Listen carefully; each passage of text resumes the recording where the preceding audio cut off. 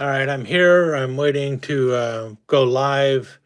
I just don't know if the camera is streaming correctly. So I'm waiting for someone to show up to tell me if the picture is oriented the right way. Once I know that the picture is oriented the right way, I will get busy and start doing something.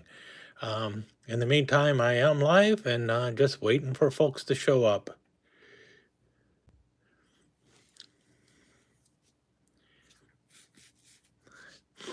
I see no comments yet.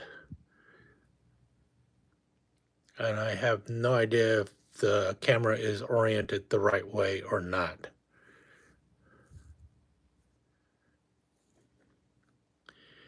Is the camera oriented the right way? That's the real question. Hopefully it is.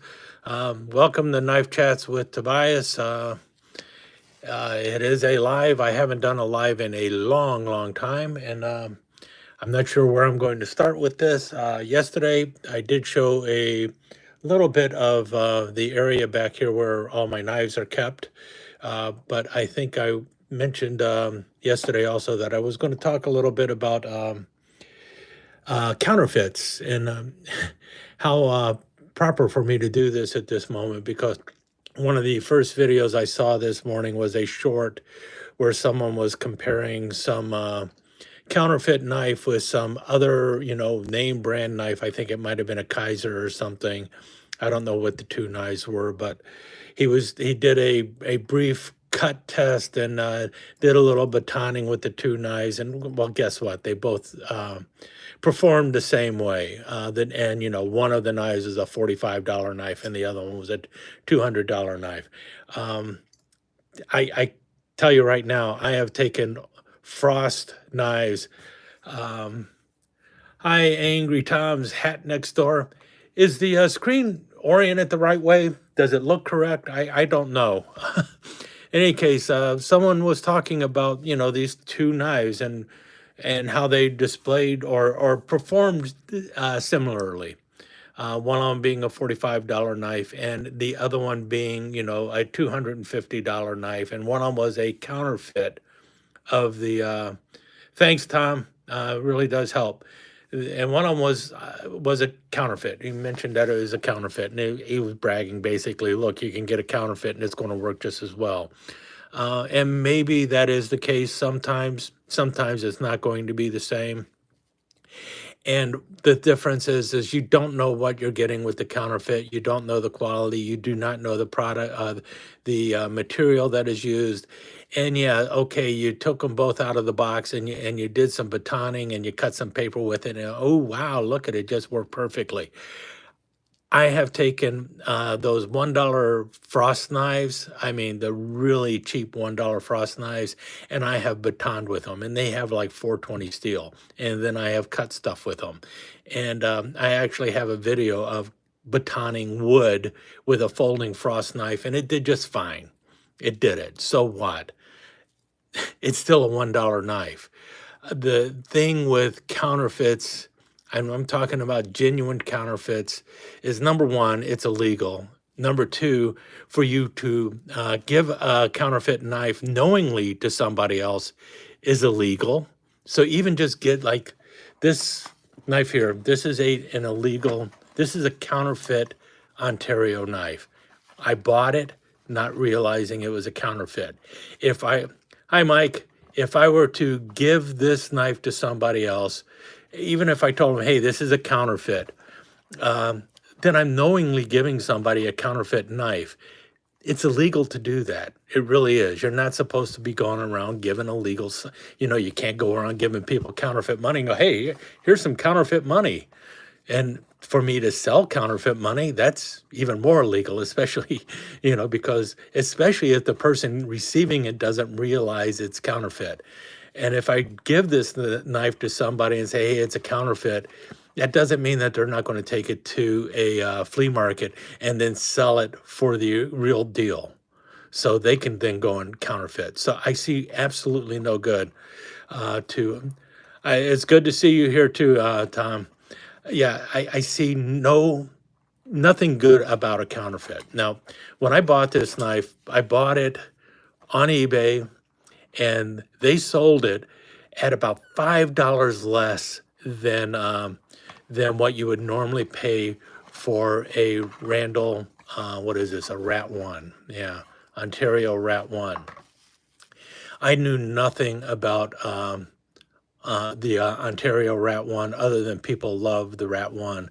I saw the lime green, it's like, oh yeah, I'm going to go ahead and grab that, because I did know they came in other colors than just the normal. And as soon as I hit the buy it now price and paid for the knife, it's like, oh crap, this knife is coming out of China. And immediately I thought, I just bought a counterfeit. That's really what went through my mind, is I just bought a counterfeit. The knife showed up, and the proportions are all correct. You can look at the box, and this is the very first Ontario folding knife that I ever picked up. First Ontario Rat 1 I ever picked up. First knife from Ontario that I ever bought that came in a box.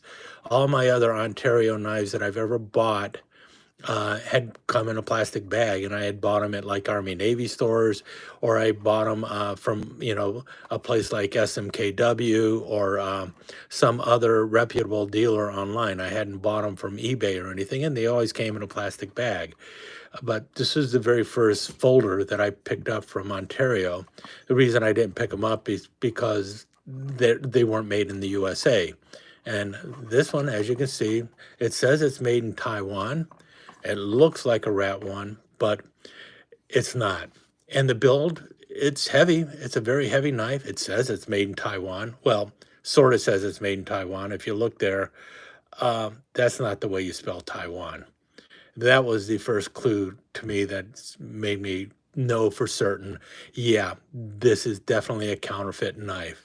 And so regardless of if this says AUS 8 or not, I have no idea what steel is really in this knife. And as soon as the knife showed up, the first thing I wanted to do is move the pocket clip to a different location. As soon as I unscrewed it and moved the pocket clip, it stripped out, and I could not even re-put the pocket clip on the knife. So yeah, crap. It's a wonderful shade of vomit green, which is pretty cool. Oh, you can't even buy this knife in the UK now because it's zombie green, right? They got the zombie laws in place now. In any case, I'm afraid to undo any of the other screws because they'll probably screw up or get screwed up, and the knife won't go together again and anything else. It's tight enough and everything, and it sort of locks. Doesn't come over very far, but it does lock. The liner lock does hold the blade open. The only reason I keep this knife is because it's a known counterfeit, and I can show it to other people, and so they can see things that you can spot, how to spot the counterfeit. And the fact of the matter is, because the screws stripped out right away on this thing, and I can't even put the pocket clip back on, tells me that the quality of this knife is not the same as a regular Ontario. The only thing that came out of this, hi, Spitting Slices. Yeah, the only thing that came out of this for me is the fact that I now have a counterfeit that I can show to people. And I know that the Rat 1 was going to be too big and too heavy for me. But let's look at the two boxes here. We see here, notice the difference in font and everything. But otherwise, they're pretty much the same. Everything is in there. If I did not have this box, if this is the only one I had, and I have never seen an Ontario Knife Company box, hi Leonard, I would not know what to be looking for in Ontario. I would not know what to be looking for the counterfeit. But here I can see then, because the Ontario box, it's a much bolder font going on there. And then we see the ends here. Now that might be just a difference of years. You never know. One side does have a barcode, one of them doesn't. This could have just been earlier. We see here Ontario Knife Company versus Ontario Rat. Another giveaway. This side says Ontario Knife Company, though. So you can see they're definitely trying to fool people. They're trying to tell people that this knife was made by Ontario Knife Company and it is a genuine counterfeit. Can there be such a thing as a genuine counterfeit? No, but this is what this is. This is a counterfeit. And the only purpose of this knife is to rip off Ontario and to get somebody who is looking to buy an Ontario knife, that's looking to buy an Ontario knife. That's who they're trying to sell this to. They're not trying to sell this to me so that I can show you the difference between a counterfeit. And if they actually thought that their knife was as good as an Ontario knife, then they would be more than happy to put their name on the blade instead of Ontario. So this knife is a counterfeit. This is something that I just abhor. I cannot understand how anyone can promote this kind of knife. Some company that is misrepresenting themselves and stealing somebody else's property. This is a true counterfeit. This is not what I refer to as a clone. This is more of a clone. Now this is by Ganzo, and you see it right there, or Gonzo, whichever way you want to say it. But this is made by Ganzo. They're using the axis lock. They call it a G lock because, well, axis lock is a trademark name used by Benchmade. However, the knife here is not made by Benchmade. Even the design of this knife is not Benchmade. The design of this knife is Spyderco all over the place. This is a copy of the Spyderco Para 2. The difference is it is using a axis lock. Now this is one of the earlier ones, and you can tell that because it actually has the Spidey hole here. Hi, Stan's Cutlery. But otherwise, this looks very much like a Para 2. However, it's the Ganzo 729, and Ganzo clearly marks their blade Ganzo. They're not trying to say this is a Spyderco, unlike this knife that is trying to say it's an Ontario. And it has the number on there. It says 729, G729, and it tells you the steel, 440C. But everything about this knife is very much a Para 2, with the exception of the way it locks. It is using the axis lock. I saw Patty's potato peelers. He used to love Ganzo. He used to talk about them all the time. That's where I came across this knife. I saw it and it's like, I want to try that. And I also want to try this knife because I did not have one with an axis lock, so I wanted to see how well that worked. And well, I got the Ganzo, and this lock was very stiff. It's very hard to operate one-handed. I do not like it at all. And so I was thinking, all right, if that's the way the axis lock is, I definitely don't want that knife. And I have yet to buy a Benchmade, but I'm pretty certain theirs is better than the one on Ganzo, because this Ganzo was like 30 bucks when I got it. But that was one of the reasons I got it. It's like, do I want a Para 2 or do I not want a Para 2? And I thought, I'll try the Ganzo and see what it's like. And got it in my hand, and it's like, well, I like it, but it's a lot bigger than I really want. And I ended up settling for a Para 3 because otherwise I did like it. And I actually like the locking mechanism on the Para 3 over the axis lock or the G lock here on the Ganzo. However, since then, I've came across this Camillus knife. I can't remember what this one is. This is, I don't even know what number it is. But in any case, really cheap Camillus, and also with a axis lock. I also have, somewhere around here, I have the Wally World Special with their G-lock or crossbar lock, whatever you call it. But I found this one, and I like this one. This one's a lot weaker than what you have on the Ganzo.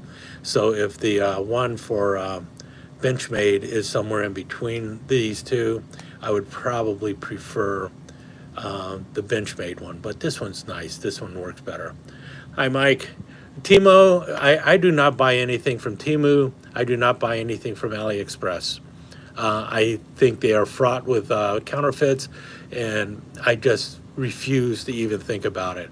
Anyone who's selling stuff that cheap, they're selling counterfeits, or they're selling junk, and I'm not going to take the chance on it. But this is not a counterfeit. This is a copy of a knife. You know, that's all this is. They went. This is kind of like think of it as in the world of trappers. You know, I don't know what company first came up with that frame. That it might have been Case. You know, the Case 54 pattern trapper. Now everyone has a trapper out there, but when you buy a Rough Rider trapper, the tank stamp on that Rough Rider says Rough Rider. So it's not trying to counterfeit and pretend to be a case knife. Same thing with a trapper that you're getting from Baron Son. They put their tang stamp on their knife. So it's not a counterfeit. Even when you have a company, because like Camillus used to make knives, and also Imperial. Camillus and Imperial both used to make knives for other companies. Matter of fact, hi, Williams. You're not that late. I've been rambling on about counterfeits for a while. But anyway, you know, like Camillus used to make knives for other companies. Matter of fact, Camillus sometimes made knives for Schrade. Schrade sometimes made knives for Camillus. But when they did that, they put the other company's tang stamp on there because they were making it to their specs, or they would be providing some product or part of the knife to the other company. Like a lot of the buck knives were made by Schrade or Camillus at one time or another. That's fine. They stamped on Buck, and Buck is staking their reputation on those knives. Whatever way it came, Buck approved the final product. But when somebody does this, Ontario did not approve this final product. This person is just trying to rip off Ontario, and they're trying to rip off you. And anyone who thinks otherwise is just helping counterfeiters counterfeit. And you're part of the problem. If you're okay with counterfeits, then you're part of the problem, because all that counterfeits do is besmirch the original brand, even if they're sort of acting right in the beginning. You know, like I said, this looks good, claims good, but the quality isn't the same. And I know people are going to do those tests and everything and do whatever they want, but it isn't the same. And they're basically ripping somebody off. If the product was really good, and if they believed in their product, they would put their name on it, like Ganzo did. Ganzo did not slap Spyderco on this knife, even though everything about this knife, with the exception of the lock, looks like a Spyderco. Now, if I were to remove all the Ganzo markings on here and put Spyderco markings on there, and then go and sell this as, you know, a prototype Ganzo, a prototype Spyderco Benchmade knife, and try and sell it for $300 and get the money for it, did I not just rip somebody off because they didn't know any better? That's what counterfeiters are doing. So counterfeiting is just bad. There's no way around it. This was an original one. Like I said, the only thing I learned from this is I did not want a rat 1. So I got a rat 2, and I got a box so I can compare the two boxes and show you what the counterfeit looks like and what the real deal looks like. And this feels so much better. And I have actually been able to remove and move the pocket clip around, and it hasn't gone bad or anything. And the action on this is so much smoother than on that. So yeah, the difference is astounding. And I can tell you, this is what I was hoping to get when I got that. Now, another thing, as long as we're talking about counterfeits, this is one of my favorites. The Laguiles. This is made by, which company is this? Forge de Laguille. Forge de Laguille, and is located in Thiers, France. This company, as well as two or three other companies, well, yeah, no, as well as one or two other companies. I think there's two or three companies in the area around Thiers, France, or Laguille, France, that make Laguille knives. And I'm talking about handmade Laguille knives. You know, they're made by one artisan throughout the whole process, and they're really fantastic knives. And those three companies go around claiming that the other companies are making counterfeits. They actually pick on other people. This one was made by Palladio. They're not one of those companies in that area. It is also stamped Laguille. All three of these companies will call this knife a counterfeit. And they will say that they should not be allowed to use the B or anything else. The thing is the French courts have basically come out and said, well, you know what? You can't trademark the B. Now, you can trademark the specific B that you have and the way you make your specific B, but the symbol has been around a long time. It's been around longer than either of your companies. So, and the other companies have been using it. So it's been in the general public forever. So you cannot go and say these companies cannot put a B on their knife. That was done by the French courts. The French courts at one time also said that they didn't have sole access to this name, Laguille. Now, everyone calls this pattern of knife a Laguille. The companies that make these knives also make a ton of other knives, fixed blades and all sorts of things, dinnerware and forks and knives and spoons. And they put the same thing on all of those. They also add the bead to them and everything else. So it's like you cannot say that this specific pattern of knife is you are the only company that can make that knife. Now, these companies can trademark their name. So where it says Forge de Laguille, they can make that their trademark. And same with the other companies in the area. They can change that so that this is their trademark and no one else can use their trademark. So if Palladio was, or Balladeo, however the name is pronounced, if they were to try and stamp Forge de Laguille on their blade, that would be them counterfeiting this knife. But otherwise, they were at one time able to do that. Now, since then, I think the European Union Court or something stepped in and said, no, no, no, Laguille knives can only come from Laguille or from the area of Thiers where they traditionally came from, and other companies can't do that. However, companies in China and Pakistan, even in America, they're not going to abide by a ruling from the European Union. So, and even then, they will. The B on the back is not trademarked, nor is the shape of the handle, or if they have the corkscrew on the back. All of that is not trademarked. They are not the only company who can make this pattern of knife. So while they can trademark the name, they cannot trademark the pattern, and they cannot trademark the B. So you cannot make the exact same B, but you can make a similar B. And that's what several companies do.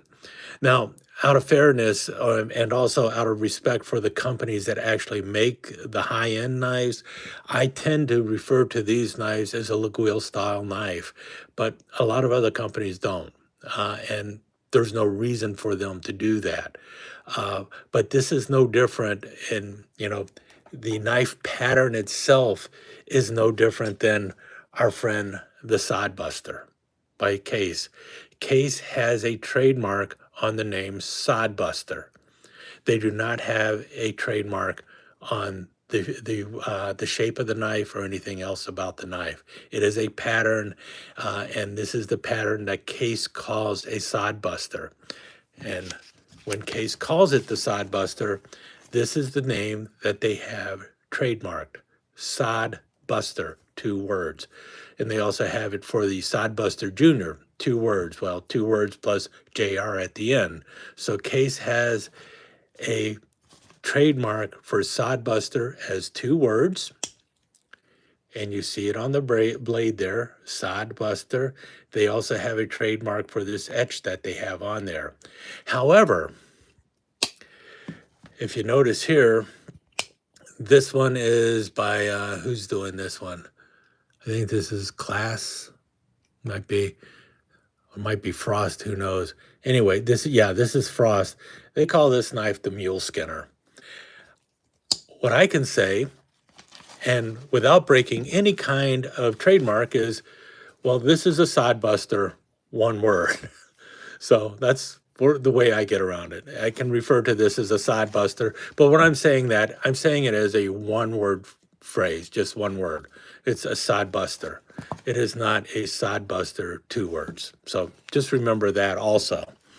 In any case, that's where you're talking about a trademark. And same with L'Aiguille. Forge de L'Aiguille is a trademark. The word L'Aiguille is really not trademarked, and they can't trademark it.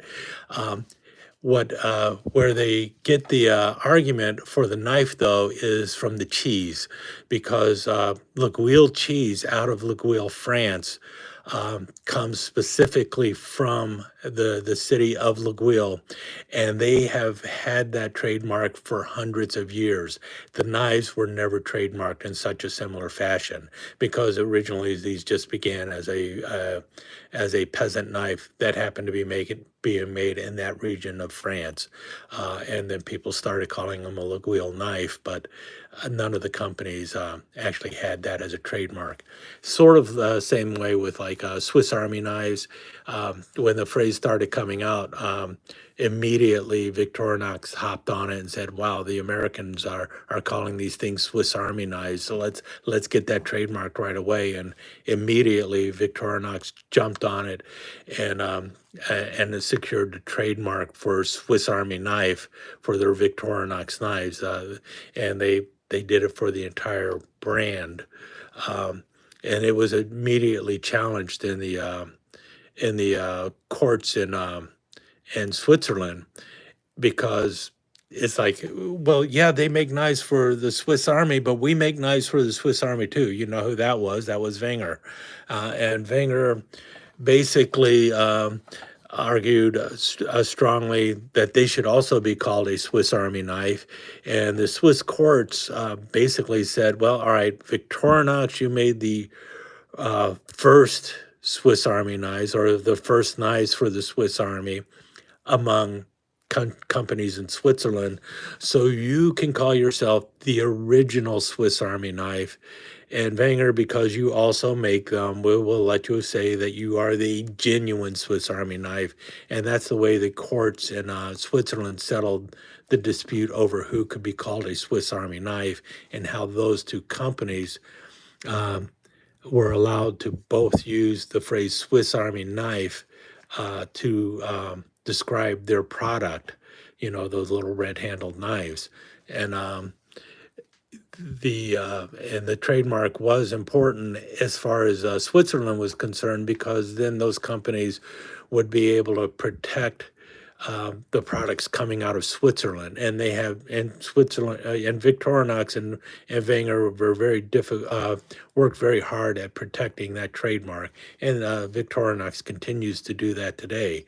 And that's why you have all these other companies that have made knives that kind of look sort of like a Swiss Army knife, but they are not called a Swiss Army knife, like the Swiss Master and the Matterhorn series out of Imperial and all these other things, but never quite calling themselves a Swiss Army knife.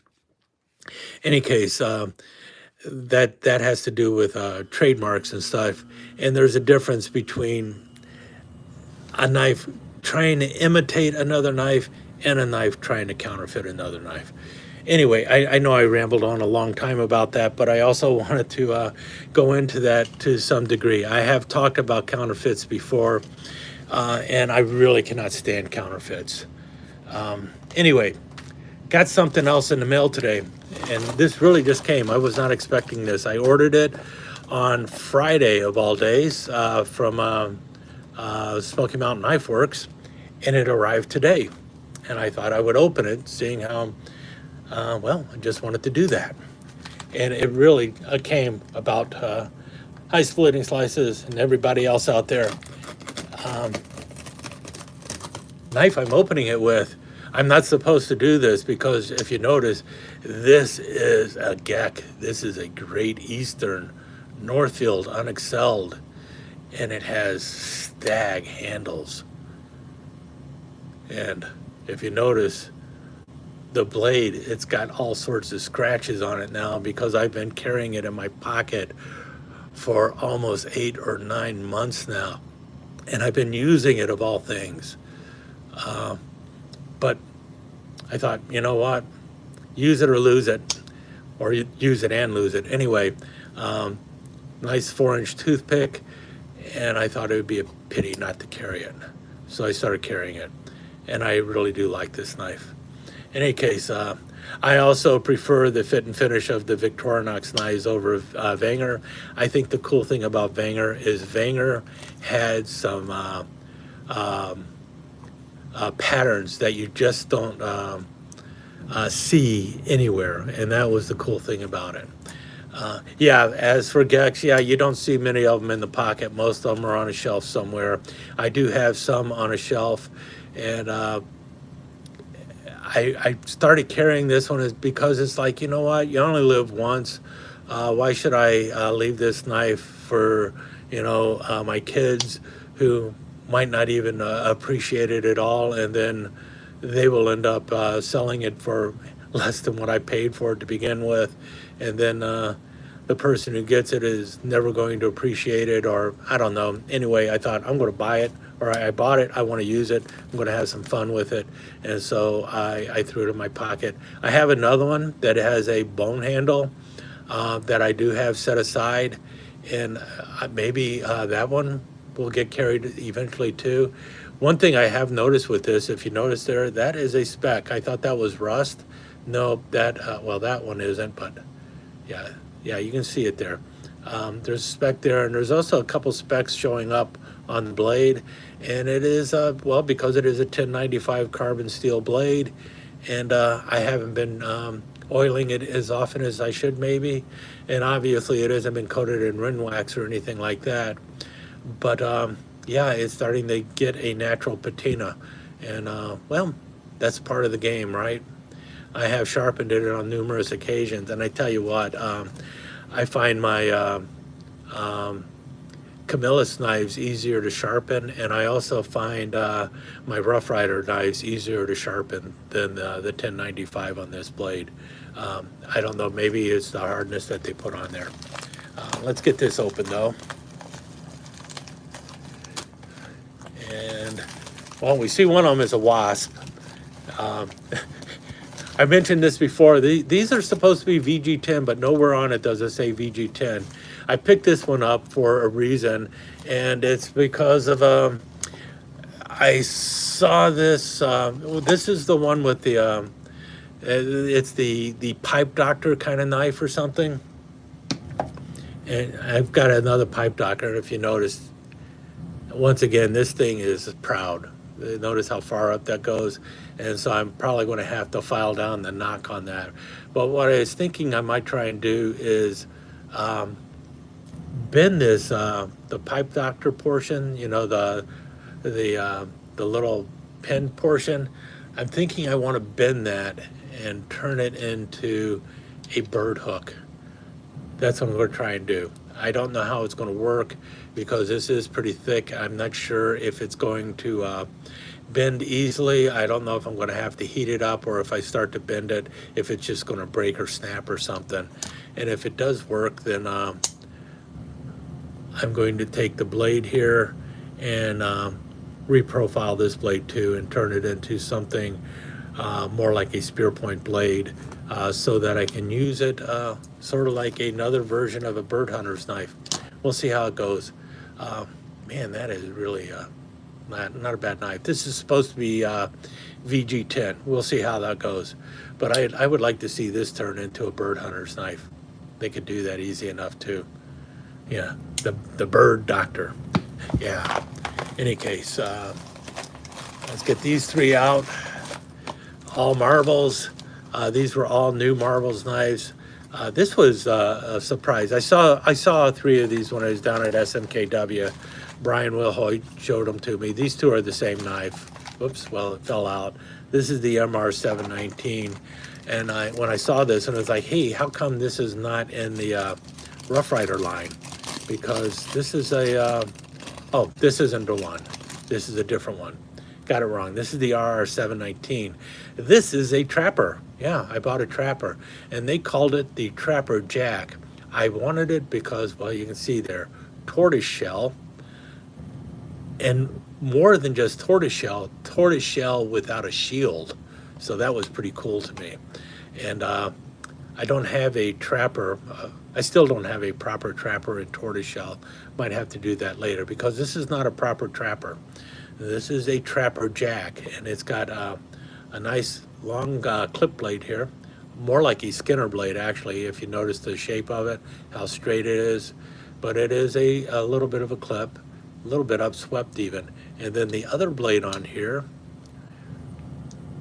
is also kind of a skinning kind of blade. Notice how that looks. I saw that and I was like, man, that's pretty cool. This one is even straighter than the other one is, but it is kind of like that, almost like a muskrat blade, the way it is shaped. And I saw that and that's pretty cool. I'm gonna have to grab that. Good half stop, man, those blades are tight. But I saw the blades and I saw the handles. It's like, yeah, I'll go ahead and order that. That's a trapper I can live with. So got in an argument, well, not an argument, a little bit of a discussion with somebody who asked, why do I hate trappers so much? And I don't hate trappers, I really don't. I'm in the anything but a trapper crowd for sure, but my problem with trappers is more the way they are marketed by Case than anything else. I think they're, you know, a decent knife. They obviously are, because a lot of people like to carry them. A lot of people like to use them. A lot of people like that nice long, 3¼ inch long spay blade on them. A lot of people like that. You know, it's good for spreading peanut butter and all sorts of other stuff. And the blades are the same blades that you find on a moose, which was actually a knife that trappers used to use. So the only difference is the trapper has both blades opening from the same side. So, you know, the blades are obviously good blades for somebody who is going to do some kind of processing of, you know, when they're out hunting or something like that. The blades aren't bad for that. So it is a good knife. My problem is all about the way Case marketed and everything. In any case, let's go on to the other two knives. These are the two that are the same then. Yep, RR721. And this is the one that it's like, why did this show up over in marbles? Because I thought they were using Rough Rider for the Camp Kings, but now they have a Rough Rider in Camp King, or they have the Camp King and the marbles line. Nice jigging on here too, man. It's like waves. See how that is? It's like rounded down. Boom, boom, boom, boom, boom. Really cool. And this is just it's almost like an equal end penknife, but it isn't. It's got your Spearmaster blade on this side, and then on the other side you have the pen blade. But it has the frame of like a small scout knife. I bet you it feels like it's 3 3/8 inches long. Let me see here. Where's my ruler? I don't have my normal ruler with me right now. Where did I go wrong? Set it somewhere. little bit bigger than that. It's no, 3 3/8 inches. Comes in at 3 3/8 inches long, so about the same size as a Cub Scout. So maybe, oh man, that would be great if they decided now to come out with a Cub Scout knife. Just turn that into a punch blade and throw in the cap lifter on the other end here. That would be cool. Any case, I saw that and it's like I got to get one, and as long as I'm getting one, I'm going to get two because one for the pocket and one for the collection, and they might end up having one for the pocket and one for the collection, or and one for the giveaway pile. One thing I am noticing, if you notice there, there's a pretty large space between those two blades. This blade looks like it's resting on the. It looked like it was resting on the side, but no, I don't think it's making contact. The good thing is there's enough space that when you press, you're not going to get any blade rub either. But yeah, pretty cool knife. And then the last knife in here, let me get it. Gotta go through this first. I'm hoping I got the sticker I was hoping for. If not, I'm gonna have to call and complain. Ah, crap, I didn't get the good sticker. They got a Halloween sticker out now and I didn't get it. I want the Halloween sticker. I'm gonna have to yell and scream. And then all the other crap. And you think if you're going to order the Halloween knife, you're going to get the Halloween sticker. But that's what I was, that's the reason I bought the other stuff, is because I saw the knife in it. And it's like, man, I want to get this knife. And I wanted to show you something because this is the winner. This is the knife that won, right? This is the, no, there was no blade rub in it. And like most of my new case knives don't have blade rub. I think if you start buying the medium toothpick, you'll be happy. Any case, this is the winner. This was the winner of their Halloween contest. One person won it. They made 300 copies of this knife. I was also trying to. I also entered into the contest, and I just wanted to show you my entry for the contest. And show it next to the knife that won because I think it's kind of funny. What do you think? And to be honest, I do think the winning knife looks better, but I still think it would have looked better with the purple sky instead of the orange sky. But anyway, that's what I put in. That's what won. And I gotta admit, I do like that owl in the background and the bats and stuff. That's pretty cool. But I just wanted to show that. I thought it was kind of interesting. It is a tinker. I'm going to leave it as a tinker. And it's pretty cool. The Halloween contest. There's only 300 of them made, and I needed to grab one of them. So that's the latest of my unboxings too, I guess. I've been yapping for 43 minutes. Someone had mentioned they wanted to know something about Colt knives, and I wish I could tell you something about them. What I do know is about a few years ago. Let me go grab a Colt knife. I should have one nearby. This is where things get really good. You know what I'm going to do? I'm going to just walk around. I should go slower so that if I go too fast, you know, you might get sick and dizzy. Do I have a Colt knife over here? I know I have the Colt Marlin spike here somewhere, and I'm not spotting it. It should be. Where did I put the Colt Marlin spike? Geez, I don't know. Oh, let's swing over here. Swiss Army knives and such. And down in here. Here's a Colt. And there's a Colt. Well, no, that's a Rough Rider. There's a Colt.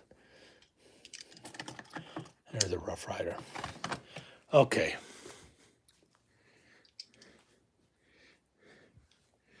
I do have some other Colts. I have some Colt fixed blades. Primarily, the knives I was buying by Colt were fixed blades. I was not buying pocket knives from Colt. And let me grab one of these Colt fixed blades over here. There's one of my Colt fixed blades. All right, get back in my seat, pull back a bit. So here's one of the Colt fixed blades. This is one that was made by SMKW. So this is after United was making them. And from what I understand, what basically happened is, well, when Colt went bankrupt or was going under bankruptcy, they stopped making knives. And the contract that was being held by SMKW at that time, the contract expired basically, and Colt got out of the knife making business entirely. Now, SMKW held the contract for, or to actually use the trademark, use the Colt trademark for knives, and they were making most of those knives in China, or at least that's what most people thought. This knife is like many of the fixed blades that were made by Colt SMKW, and these knives are actually made in Pakistan. This knife was made in Pakistan, but I really like it. It's a well-made knife. Now, some of the Colt SMKW knives were also made in China, even among the fixed blades. Most of their fixed blade knives were made in China. I'm sorry, wait. Most of their fixed blade knives were made in Pakistan. Most of their folders were made in China. Now, most of their modern, like fixed blades, the ones that were more like a tactical fixed blade and stuff, those were also made in China. But the ones that were kind of like more of a traditional knife, a lot of those were made in Pakistan.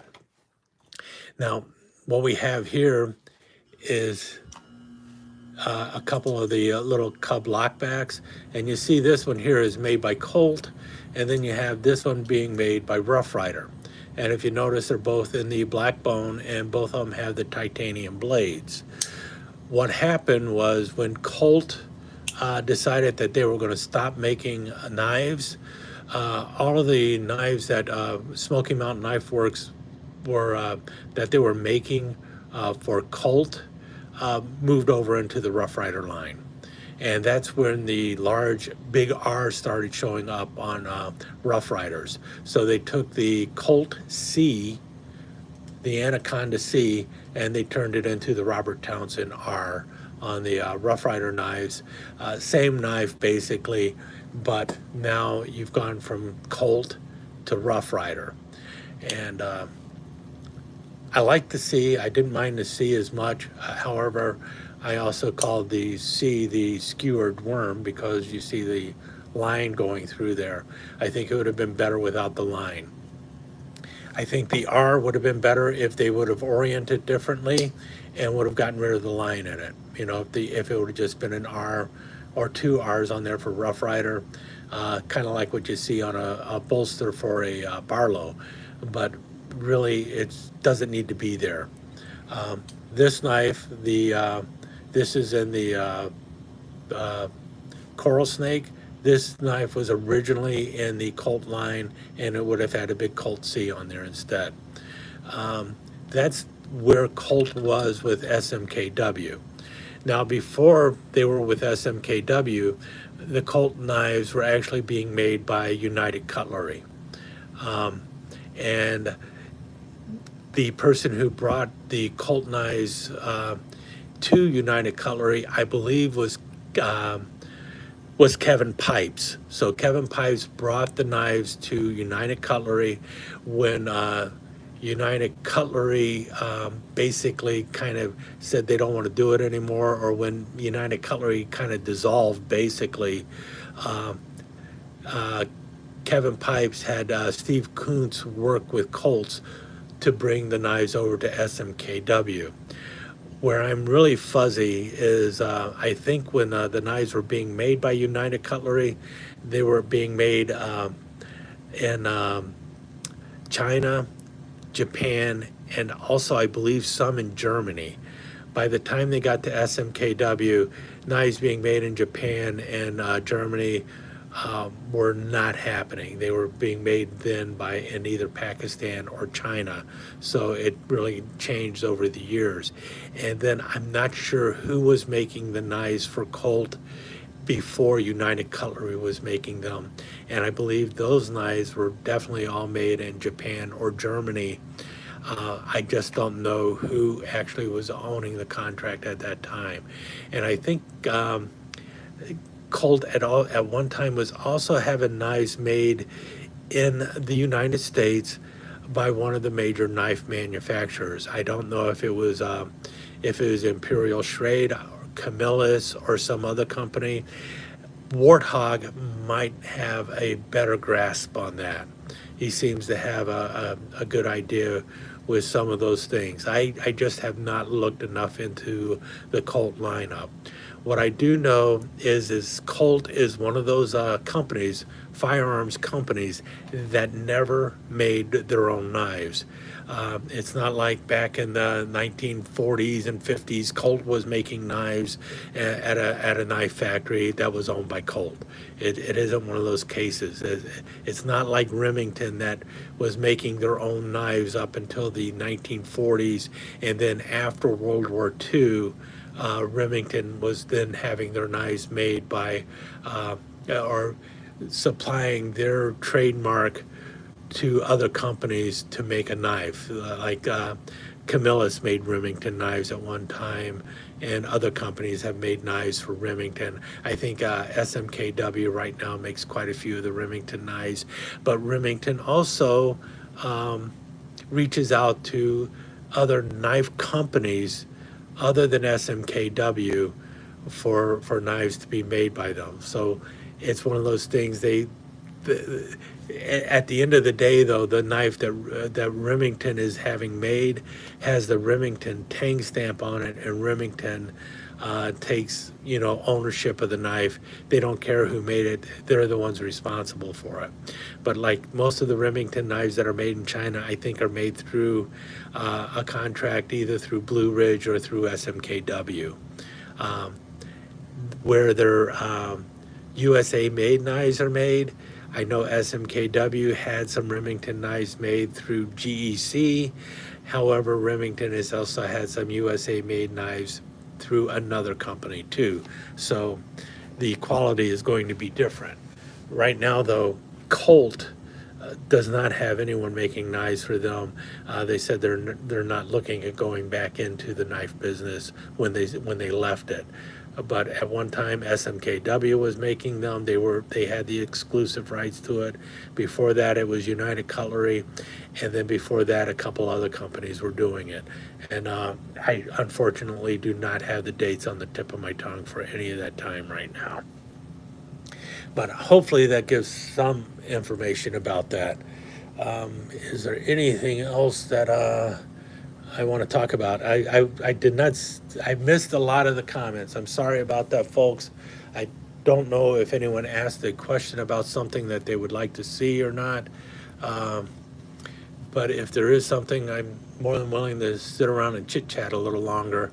One of the knives I got here, this is one of my everyday carry knives. This is the other one I have with me, my Spyderco Dragonfly in VG10, which the Wasp is supposed to be in VG10, but nowhere on it does it say VG10. Oh well, but this clearly says VG10. That's a question that a lot of people ask. What steel do you like? And do I need the latest greatest steel? And the answer is no. VG10 is fine for me. 440A is fine for me. 1095 carbon steel is fine for me. And Am I saying that someone should not use a super steel or a better grade of steel? Well, I have a Spyderco with the Spy 27 steel on there. It's a good steel too. I have no problem with it. The thing is with the work that I do with my knife, um, 440 and more bone handles on buck knife. Oh yeah, someone did ask about that. I'll get right to that. Um, with the steel, the reason I use the steel I use is like, well, I grew up using 1095 carbon steel and 440 steel. I'm very used to it. I know how it acts. I know how it works. I'm very happy with it. And so if I can use a knife using 1095 or 440 steel and do what I need to get done with it, why do I need to progress to some kind of super steel? You know what I mean? I just don't see a reason for it. Um, it doesn't mean that it's a bad steel or anything. It's just that I know the steel I'm using, and I know how to use the steel. I know how to take care of the steel I have. I know how to sharpen it and everything else, and I have good results with it. I don't care how often I have to sharpen it or anything. I sharpen it as often as necessary. Um, could I use a super steel? I suppose so, but why do I want to pay more for something when I'm getting good results with, or getting the results I want with the steel I have? I guess that's the way to put it. Um, and there's certain times where a good 1070 steel, like in a machete, that's a much better choice for me than some kind of extremely hard steel that is going to break when it hits something hard when I'm swinging it real hard. If you're taking machete 1070, that's a pretty soft steel. It's a tough steel. It's going to take some damage when you're cutting down branches and stuff.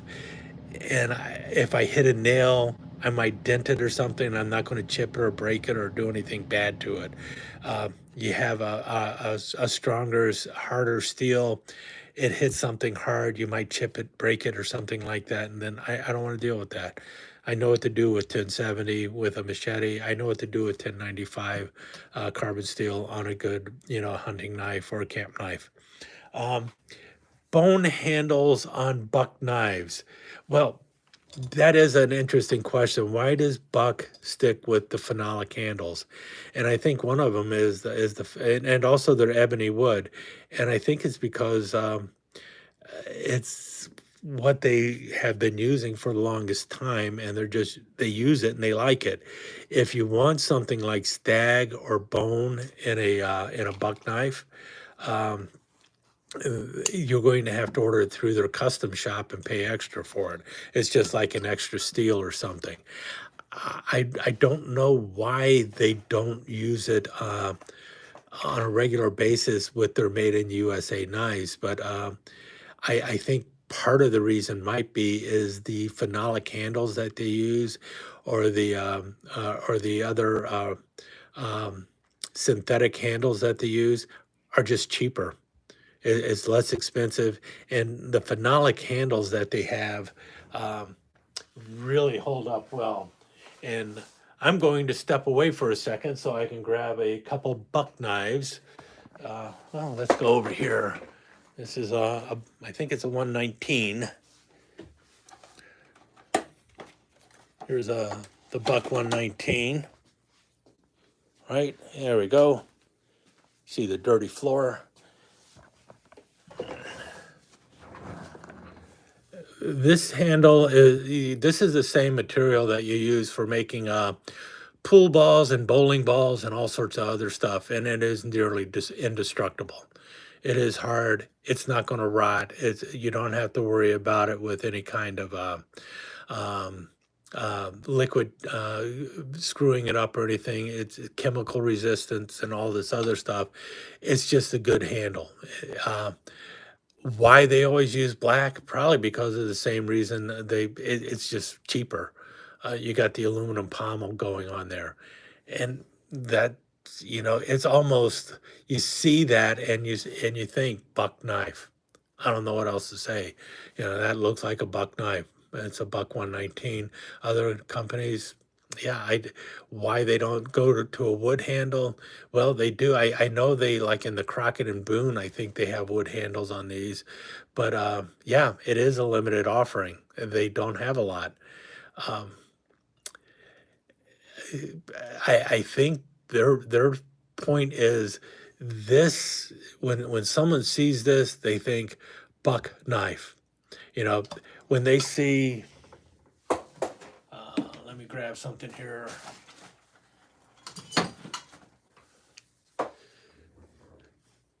You see stacked leather, you don't think buck knife. This is by Camillus, but this is their astronaut knife. Yeah, also known as the pilot knife, but this was their astronaut knife because it had the bright metal blade. But you see this and you don't think buck knife. You see the phenolic handle, you got a buck knife. No one else seems to be doing that as much, but I think that's it. I think part of it is they look at this phenolic handle and they look at that as one of their signature pieces. This says buck. I think that's part of what their idea is with that. And so when it comes to other material like stag and bone, when it comes to most of their knives, you're not going to see it. Now, I have some buck knives with bone handles, but they were actually knives that were made by SMKW. And here I am. Now I'm going to walk away because I got to go a distance now. It'll be worth it, maybe.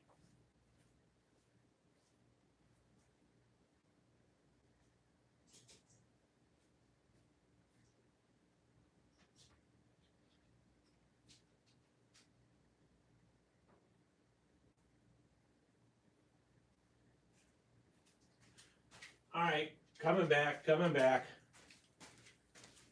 Probably lost half my audience. That's okay. Here we go. These are buck knives with bone handles. Do they look like buck knives? No, they look like Rough Riders. And that's because they were made by SMKW for buck. But they look, and it doesn't look like a buck knife at all. It's just your traditional pattern knife. But, so will they do it? Yeah, with some knives they do. And I know they're like their canoes and stuff. I think they do have traditional pattern knives out there that have bone handles, or most of those I think have synthetic handles, but I have seen them with bone. I think the person who could probably best answer it might actually be Tom from Knife Delights. All of these are buck knives though, all with bone handles. Typically, that's not what you see. You see some kind of rubber handle or the phenolic handle. My fishing knives from Buck, I should have brought those at the same time. Let's see here. We'll take a walk this time. Let you see a few things. I'll go low.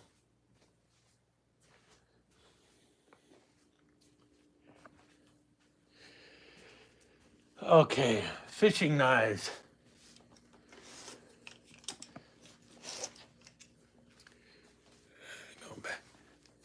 There's Red Ryder.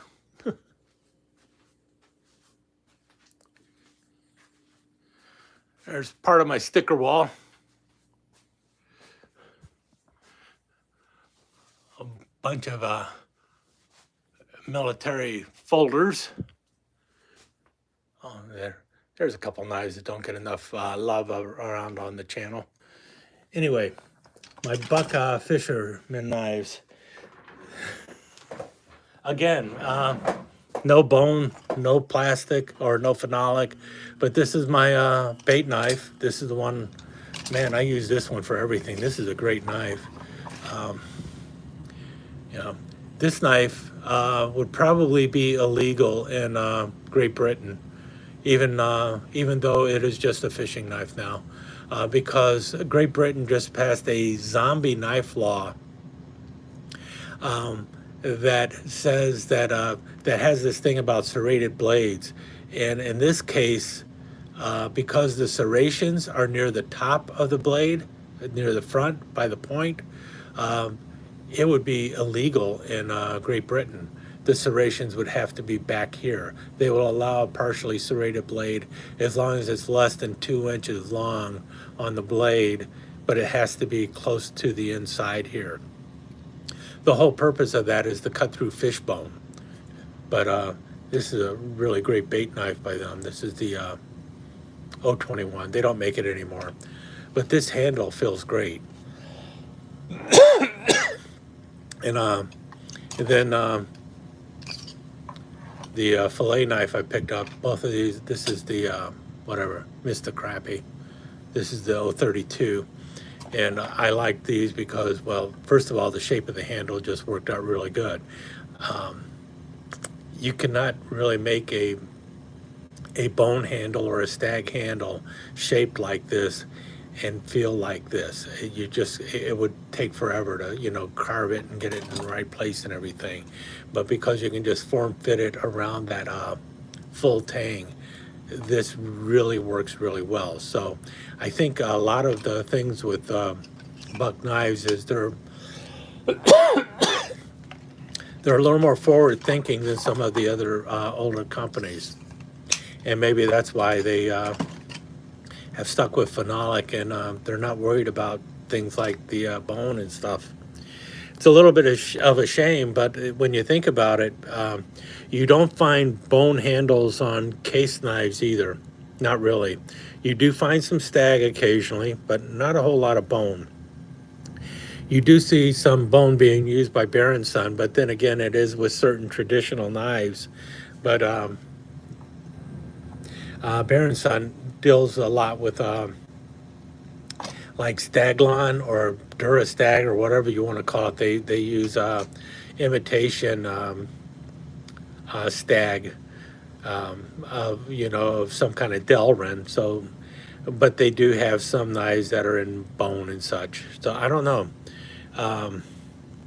But my feeling is they look at this. I think Buck looks at this and says, this is their signature. That black phenolic handle is like a signature of theirs. I think that's the biggest thing with it. It's like you see that and you know you have a Buck. I'm not sure what else I need to talk about or want to talk about or anything, and I'm starting to lose my voice a little bit, actually. I tell you one thing, though, I have enjoyed kind of doing this. It's a bit of a ramble.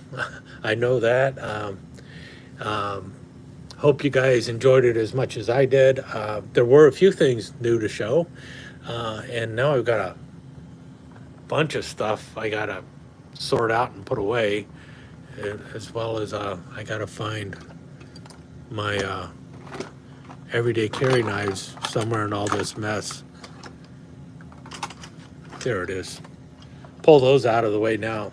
Yeah, I actually do carry these every day. There's a couple other knives I carry every day, but not every day when I'm walking around the house, because what's the point? But I knew I was going to be opening up a package, so I grabbed two of my EDCs and threw them in my pocket. If you could, how many knives do I have altogether? Last count, I have over 1,700 knives. So I have quite a few knives in the collection. And it's just growing up.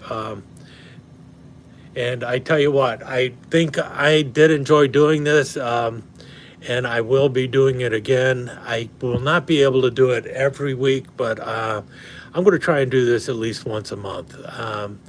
It is kind of fun, and it is going to be pretty much just a ramble. I don't know what else to do with it, and I don't know how long it's going to go. Probably until either the battery dies or until I start losing my voice. If I would have been smart, I would have brought down a bottle of water, and I would have been able to talk a little longer. But as it is, I am definitely losing my voice right now, and well, I get the signature of Buck Company. Yeah, I think they are missing out on some potential. with the knife handles. This I like the Buck 119. I really do. You know, it's kind of all right. You know what? This is worthy of a bit of a rant. It isn't really a rant, but like I mentioned, this is like the signature for Buck, the phenolic handle. You know, the shiny blade. This you see this and you think Buck. Um, when I see something that most of the time when I see like a black handle, there's a company that they are obsessed with black. It's like everything they put out is black, and that company is Cold Steel. And I tell you, I know they do have a few things that aren't black, but almost everything that Cold Steel puts out is black. A lot of it even with black blades and everything else, and you know, well, not always with black blades, but everything is just black. And I that's one of the reasons why I really have not gotten really deep into Cold Steel either. Um, and I never complain about Cold Steel because, quite frankly, I haven't used enough Cold Steel knives to complain about them. And I'm not going to complain about a company that I've never used. There are knife companies that I have no intention of buying a knife from them. Um, and so I'm not going to badmouth them because it wouldn't be fair. Some of them, there's no way I'm going to buy a knife from them simply because of the price that they pay. But for Cold Steel, the biggest reason I haven't bought anything of theirs is like, man, that is a really cool knife. It is definitely a great take on an old pattern. Why did they have to black it all out? It's like, could you have done some other color with that samurai? Could you have done some other color with that Chinese sword other than black? You know, I don't know. Uh, it's like that's my only complaint about Cold Steel. Really, is why does everything have to be black? It's like I'm not the emo kid that you think I am. Yeah, tactical, exactly. And it's like I just can't deal with it. But otherwise, you know, that's my only gripe about Cold Steel. I think and I'm not going to badmouth the company. I get it. They sold to a different, the original owner sold to another company. A lot of Cold Steel people are not happy with that, complaining about the quality drop or something like that. I can't say anything about it because I'm not in that. I'm not in the fanboy group. What I can just that's my only complaint about Cold Steel, honestly. It's kind of like my complaint with Trapper at the beginning. I don't have a problem with the Trapper knife. I have a problem with the way Case uh, markets the Trapper. Has a lot of things that I have problems with is the marketing behind the item, not the actual item.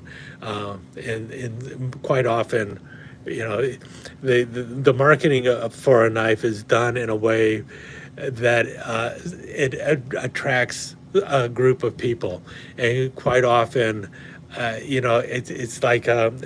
I have to, you know, am I one of those, what do they call those people? Am I like a hipster or something? Am I some kind of like knife hipster? It's like, oh, that's a popular knife, I'm not going to buy it. I don't know. Maybe that's part of my problem. Maybe I'm just a knife hipster. It's like, I I bought toothpicks before everyone bought toothpicks. Well, it's like I never bought trappers, so I can't say I'm the trapper hipster. It's like I used to buy trappers, but now that they're popular, I'm not going to buy a trapper. I don't know. Anyway, yeah. Now I've gone off the deep end here. See, I probably need to go check my meds and everything else, and really wrap this up because I am definitely I'm not a ninja in real life, but I could have a dinosaur play one on a YouTube video. Yeah, that would be a cool one. Where's my dinosaurs? Oh no! Oh, could I break them out? Oh yeah, why not?